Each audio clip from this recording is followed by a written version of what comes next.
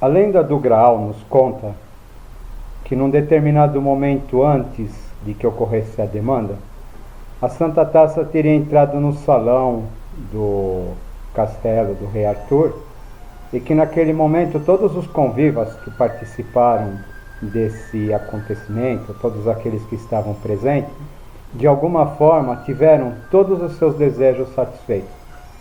Então a lenda descreve a taça sendo conduzida pelas mãos dos anjos, né, mãos quase invisíveis que a transportavam pelos ares, e que naquele momento aquele que sentia necessidade de ótimos de bebida, então ia se sentir saciado, aquele que sentia necessidade de comida, aquele que sentia solidão, ou seja, né, todos os sentimentos da alma, todos os sentimentos relacionados às nossas necessidades, tanto humanas quanto espirituais, naquele momento haviam sido saciadas. A partir daí o Graal se recolhe, né, e depois, no momento mais tarde, o Arthur vai decretar a demanda do Santo Graal, quando os cavaleiros vão sair em busca da taça para recuperar a prosperidade que o reino havia perdido, sendo, né, como diz a história, que só o mais puro deles acabou encontrando.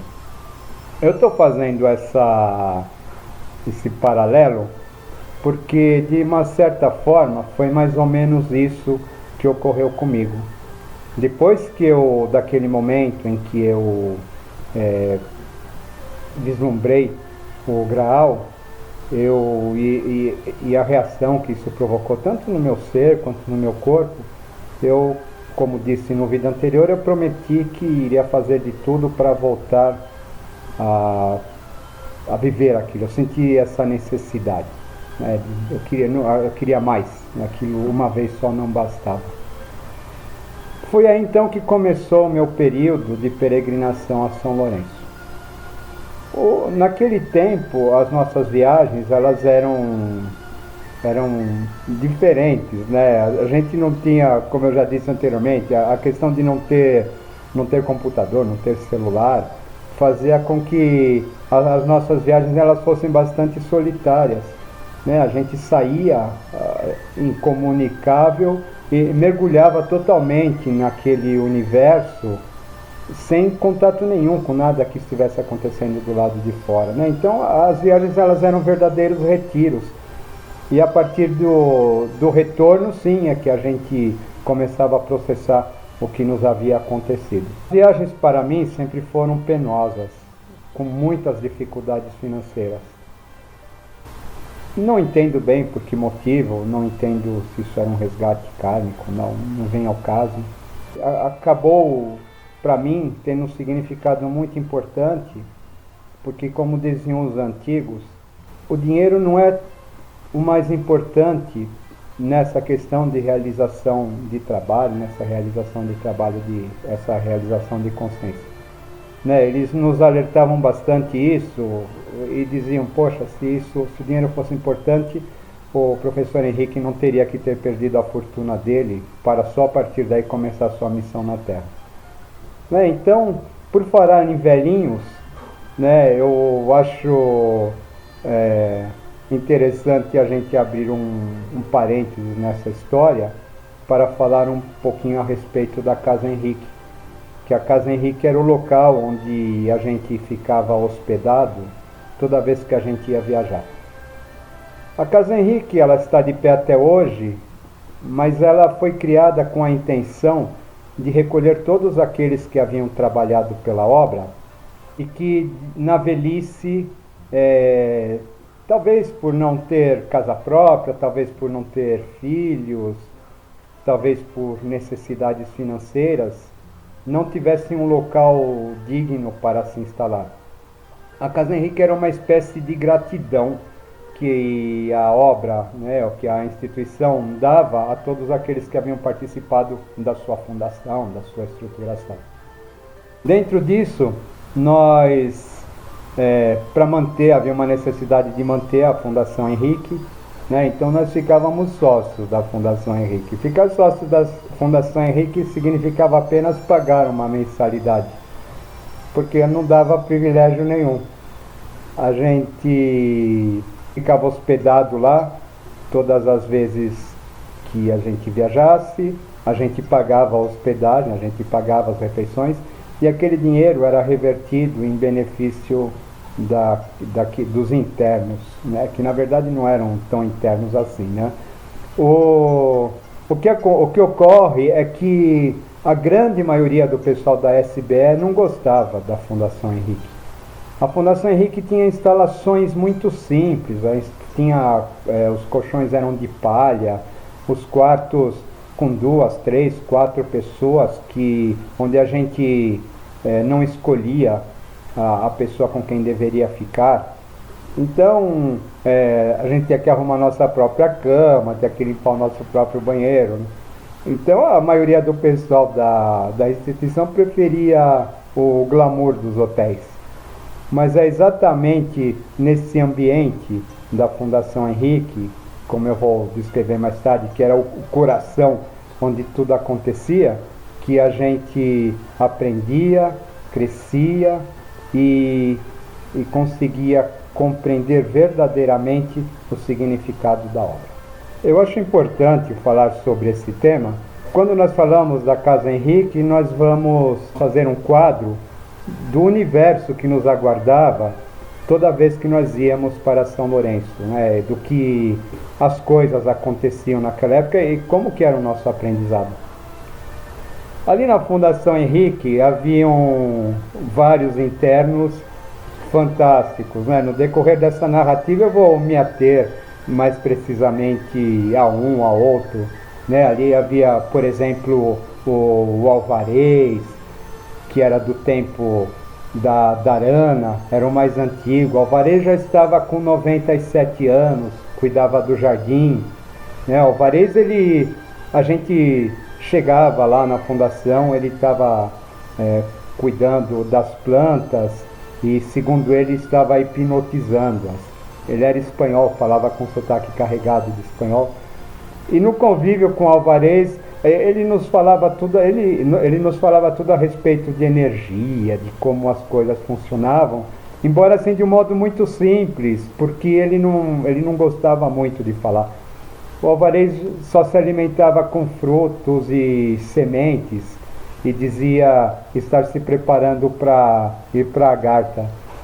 Havia o Vadinho já gostava de contar as histórias do tempo da Monopol, no tempo em que as brigas, né, entre as turmas do lado negro e do lado da obra, elas eram intensas, assim, a nível físico, né? Então, história de dardos com zarabatanas, ou ao contrário, zarabatanas com dardos envenenados, brigas com chicotes de arame farpado, e coisas que mostravam que no começo as coisas, elas não era só uma questão de formar uma egrégora, né? Havia uma luta física para implantar um trabalho, né? E havia um embate de forças muito grande, um embate de forças inimaginável para a nossa geração. Aí vinham as histórias da Segunda Guerra, havia o Seu Peri, havia a Verinha, como eu já descrevi, a Verinha com todas as suas histórias, seu recato, né? A Verinha com a sua sombrinha, chegando todos os dias a fazer o ritual do meio-dia e à tarde fazer o ritual das 6. Havia a Caliméria, a Alegra, a Concepción, enfim, havia um grupo fantástico de pessoas que eram assim extremamente dedicados à obra, que eles apareciam e que tinham uma prática muito rica de tudo isso, né? Junto com esse pessoal, a Dona Helena costumava aparecer à tarde, eventualmente para tomar café com as amigas. As outras pessoas que não moravam na fundação, mas que moravam nas proximidades, também apareciam. Então, assim, ali era um ponto de encontro onde todos aqueles que haviam participado da implantação do movimento tinham oportunidade de se rever, de conversar, de matar saudades. Então, às vezes aconteciam bailes à fantasia na fundação, Era um lugar incrível, tá? Para vocês terem ideia, né? Conforme esses velhinhos foram morrendo, a gente ia aprendendo muito, porque a maneira como eles morriam, o dia, né? Em datas especiais, em horários especiais. Tá? Alguns deles chegavam, ao perceber a chegada da morte, eles se paramentavam, sentavam no sofá e ali morriam. Tá? Era quando a gente chegava na fundação, então alguém vinha com uma notícia: você sabe quem desceu? Né? E não sei. Ah, fulana desceu, não é uma maravilha? Né? Então a visão que se tinha da morte e das coisas era muito diferente. Ali era tudo muito vivo, era tudo muito espontâneo, né? E tudo muito simples ao mesmo tempo. Isso eu acho, isso me tocou desde o começo, essa simplicidade, essa coisa maravilhosa, intensa e ao mesmo tempo simples. Então, aqueles velhinhos, eles não tinham aprofundamento acadêmico de nada, mas eles traziam no coração algo que nos fascinava. Eles eram portadores de uma luz que a gente percebia, mas não entendia naquela época. Né? A dona Cariméria, às vezes, passando pelo pátio que existe entre o templo e a fundação, ela exibia um semblante radiante, por, segundo ela, estar vendo o esplendor. Mas, dona Caliméria, o que é o esplendor? Ah, o esplendor é tudo isso que está acontecendo, mas que você ainda talvez não perceba. Mas mais adiante você vai entender o que é isso. Hoje eu aqui falando para vocês, eu com certeza eu já tenho um vislumbre do que seja esse esplendor. Mas mesmo assim é muito difícil da gente descrever, porque na verdade esse esplendor ele nada mais é do que a constatação de que tudo está certo, tudo está no seu caminho, tudo está em ordem. Esse esplendor trata-se de um sentimento de gratidão profunda por saber que tudo aquilo que a gente fez, tudo aquilo que a gente renunciou na vida, né? Claro, houveram muitas renúncias para isso, mas no final tudo isso vale a pena em função da quietude de alma que isso nos traz. A minha busca pelo grau acabou me levando para esse universo inusitado e completamente inesperado. Eu não sei se é devido ao fato de eu ter perdido as minhas avós, né, havia pouco tempo, e a desagregação familiar que isso ocorre. Eu sei que a fundação, para mim, acabou suprindo tudo isso. Eu acabei ganhando um monte de vovós e acabei ganhando um grande colo que me acolheu e que foi uma fonte maravilhosa de alimento em todos os sentidos. Ali eu aprendi que a cada viagem a gente realizava um arcano maior do tarô e que seriam necessárias 78 viagens para que nós pudéssemos firmar nossa consciência. Então isso ia criando uma diretriz, ia criando uma expectativa de trabalho, ia criando um propósito a nos movimentar em nossas vidas. Eu passei, como eu disse, né, eu estava procurando novamente reencontrar a Taça do Grau, mas foi necessário mais de um ano para que isso acontecesse novamente. E quando isso aconteceu novamente, eu que esperava reviver aquilo tudo, aquele esplendor, aquela paz, aquela beleza, na verdade o que ocorreu foi o contrário. Na verdade foi como se toda uma sombra negra enorme que tivesse dentro de mim aflorasse naquele momento. E eu me senti completamente indigno de estar lá. Eu senti que havia muito trabalho a ser feito para que eu pudesse me confrontar com a taça novamente. Foi muito difícil isso. Né? Não é fácil esse olhar e ver dentro de nós tudo aquilo que nós não queremos, né? Mas hoje eu entendo perfeitamente que é aí que está o começo de todo o trabalho. Na verdade, né, eu vejo a minha cegueira também, porque eu estava lá procurando o grau como objeto. E, no entanto, essas viagens, essas pessoas, tudo isso me indicavam que eu estava imerso no grau, que eu estava imerso em Agartha, estava imerso no segundo trono, mas, no entanto, não havia despertado para isso. Eram os velhinhos os responsáveis pela manutenção do egrégora da obra. Se por um lado eles não tinham mais disposição física, por outro lhes sobrava quanto à questão energética, quanto à questão vibratória.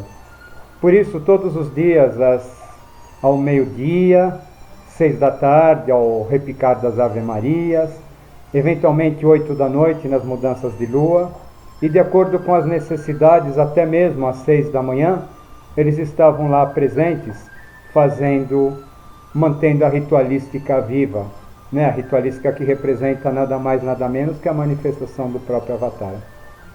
Quando acontecia a morte de algum deles, ocorria um dos rituais mais tocantes que havia na SBF. Uma vez terminado o velório, que acontecia num local qualquer, né, fora do templo, o carro fúnebre, antes de ir para o cemitério, ele era conduzido até a Praça da Vitória. Na Praça da Vitória ele manobrava de tal maneira que o corpo ficasse de frente para as portas do templo, que então eram abertas, e tocado o hino de exaltação ao Graal, né?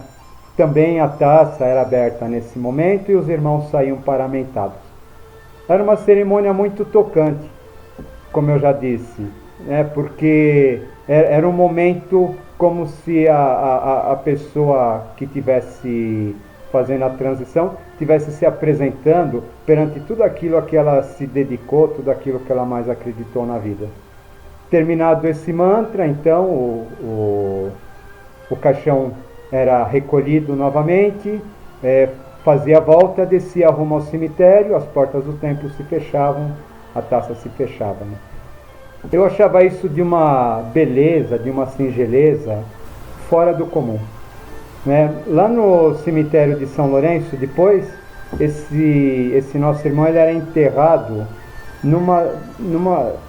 possivelmente num dos muitos túmulos anônimos que existem ao redor do túmulo do mestre, porque previamente eles já haviam comprado esses túmulos e faziam questão de continuar unidos, mesmo depois de morte, naquilo que mais acreditavam, como seguidores da obra, como seguidores do mestre, como amigos, como irmãos amorosos e dedicados que eram. Assim é que as coisas transcorriam, né? E muitas vezes, na grande maioria das vezes, esses túmulos eles não têm inscrições. Até hoje, quando a gente vai lá, a gente vê muitos túmulos sem inscrições, que na verdade são dos nossos irmãos que preferiram passar anônimos por esta vida, mas unidos, como eu já disse, né, em torno do ideal de nossa obra. Tudo era muito diferente daquilo que eu estava acostumado, né? Na minha família, acho que como na família de todas as pessoas, havíamos passado por processos de morte e tudo tinha um peso muito grande, né? Com esses velhinhos não. Com esses velhinhos tudo era de uma leveza, tudo era de uma alegria, tudo era vibrante, né? Assim como a forma amorosa que eles tinham de nos acolher, o semblante sempre risonho, a pele sempre luminosa, né? Eram pessoas que a gente olhava para eles e sentia que eram pessoas realizadas, né? E diante disso a gente pensava, poxa, quando eu for velho eu quero ser assim, né? O exemplo deles era muito mais pelo amor, muito mais pela dedicação do que, como eu já disse, do que pelo eruditismo. É interessante, né, que eles nos traziam isso, eles nos traziam essa etapa fundamental de amor à obra como primeiro passo para que a gente possa se realizar, não a busca pelo conhecimento. A busca só pelo conhecimento, ela pode transformar as pessoas extremamente racionalistas, extremamente mentais, extremamente vaidosas, extremamente egóicas. Agora, quando ocorre a busca pelo amor, isso vai promover um desenvolvimento no discípulo que vai fazer com que ele se transforme. Nessa transformação, o conhecimento vai sendo agregado, o conhecimento vai sendo assimilado, e assim ele vai crescendo ou vai galgando os chamados degraus da iniciação. Né? E não poderia ser de outra maneira, porque nós estamos nos referindo à obra do grande amoroso do segundo trono. Né? E o grande amoroso do segundo trono é aquele que concilia o corpo, a alma e espírito. Concilia Agartha, centro da Terra, Cruzeiro do Sul. Concilia os três mundos, os três planos, para que haja o perfeito equilíbrio e a paz, o amor e a sabedoria possam reinar triunfantes na face da Terra. Foi um prazer renovado falar com todos vocês nesse momento. Paz para vocês. Tudo de bom. Um abraço.